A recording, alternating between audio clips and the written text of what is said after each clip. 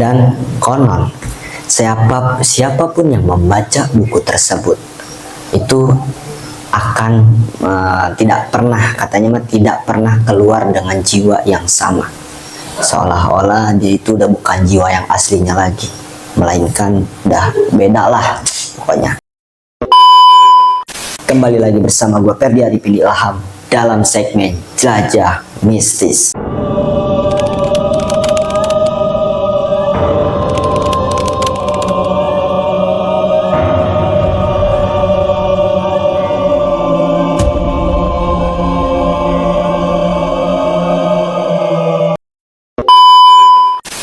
Kali ini gue ingin menceritakan tentang kisah perpustakaan tua yang pada era zaman Kesultanan Banten. Katanya cerita ini itu banyak hal-hal yang mistis, sampai orang-orang pun nggak berani gitu datang ke situ karena udah banyak tragedi-tragedi yang tragedi aneh lah pokoknya.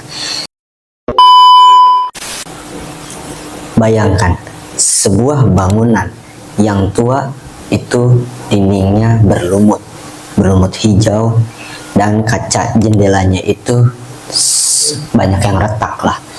Bahkan sampai bau kertas yang lupuk menusuk ke hidung kita kalau kita ada di situ. Setiap kali kamu membuka lembaran bukunya lah, itu terdengar suara bisikan asing, seolah ada yang menunggumu membaca. Inilah perpustakaan tua peninggalan pada era Kesultanan Banten. Dan konon siapapun yang membaca buku tersebut itu akan tidak pernah keluar dengan jiwa yang sama, seolah-olah dia itu udah bukan jiwa yang aslinya lagi, melainkan udah beda lah pokoknya. Nah, perpustakaan ini pada abad ke-16 itu saat Kesultanan Banten berjaya sebagai pusat perdagangan rempah-rempah lah di dunia. Nah, naskah-naskah kuno tentang strategi perang, kitab Islam, bahkan sampai catatan diplomasi yang tersimpan di sana. Namun ada satu manuskrip yang tidak pernah dipublikasikan. Konon berisi tentang catatan seorang tulisan Portugis yang berkhianat, lalu dihukum mati si pengkhianat ini. Nah, sebelum dieksekusi, ia menulis sebuah kutukan yang bertulis, barang siapa yang membaca catatan ini akan mendengar langkah-langkahku sampai ajal menjemputmu. Mengerikan juga ya kalau kita baca cerita ini. Bisa-bisa kita selalu diganggu oleh makhluk tersebut. Nah, hingga kini perpustakaan itu dibiarkan terbengkalai. Hanya sesekali peneliti atau mahasiswa sejarah yang mencoba masuk. Namun anehnya itu dari mereka melaporkan hal yang sama gitu, seperti suara langkah kaki padahal gak ada siapa-siapa. Terus ada lembaran buku yang tiba-tiba terbuka dengan sendirinya. Terus yang terakhir ini bayangan sosok tinggi yang berjas pada abad pertengahan berdiri di pojokan. Jadi setiap kita membuka ataupun membaca itu halaman, dia selalu memperhatikan kita dari pojok. Makanya tahun 2015 ada seorang mahasiswa sejarah yang bernama Ardi. Ardi ini melakukan penelitian skripsi tentang naskah kuno Banten. Ia memutuskan menyelinap ke perpustakaan tersebut pada malam hari. Ia membawa kamera dan recorder. Pada jam berapa ya dia? Kalau nggak salah jam 11 malam. Ia mulai merekam. Kamera menangkap bayangan-bayangan yang tak seharusnya ada. Ardi ini mendengar suara bisikan-bisikan dalam bahasa asing.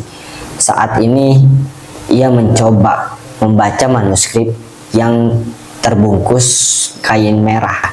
Nah, saat dia membaca manuskrip tersebut, tiba-tiba jendela pun pecah. Nah, di rekamannya itu ia terdengar jelas suara langkah berat, seolah ada yang berjalan menggunakan sepatu besi. Padahal itu tuh dia itu sendirian.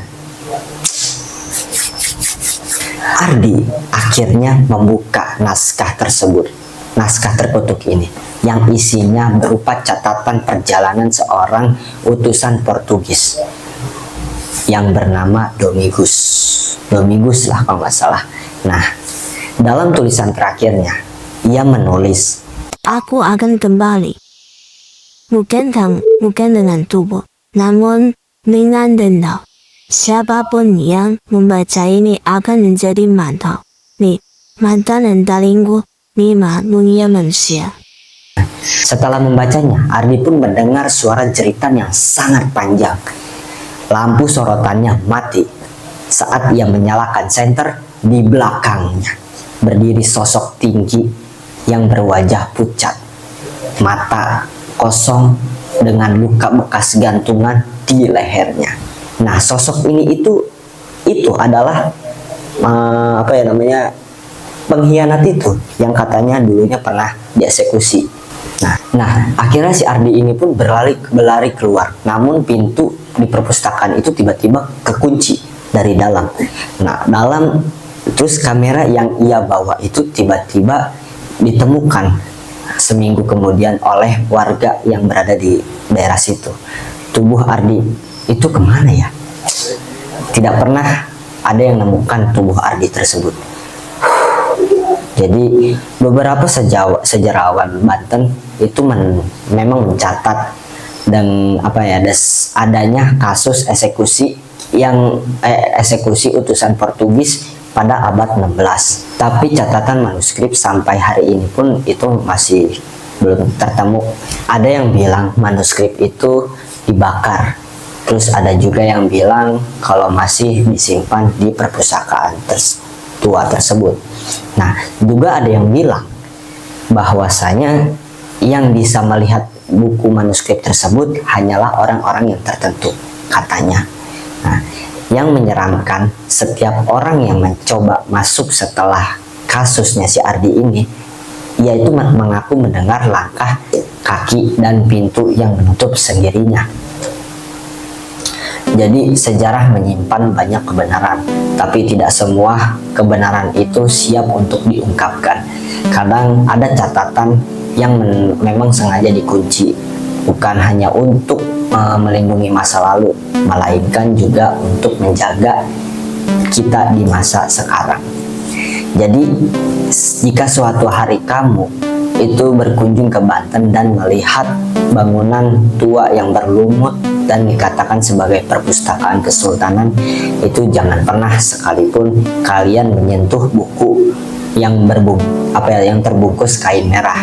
Jangankan kalian menyentuh, membaca pun juga kalian tidak boleh.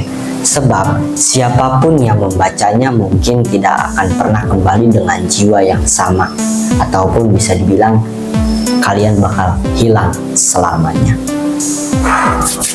Oke, cerita gue sampai di sini dulu saja. Semoga cerita ini bermanfaat bagi kita semua, dan sampai jumpa di video berikutnya. Jelajah mistis.